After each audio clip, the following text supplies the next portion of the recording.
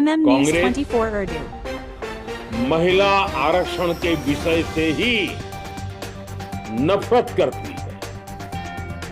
उसने हमेशा से ही महिला आरक्षण को रोकने के लिए षड्यंत्र किए।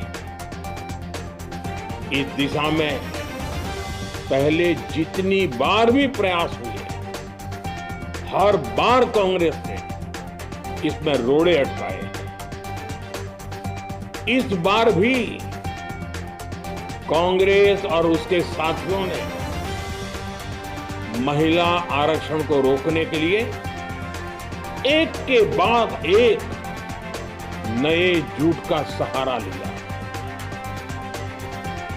कभी संख्या को लेकर,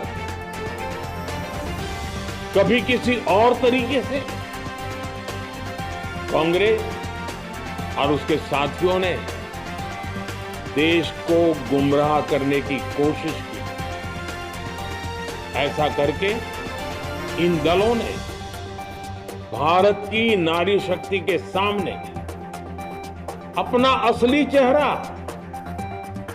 सामने ला दिया है, अपना मुखौटा उतार दिया है।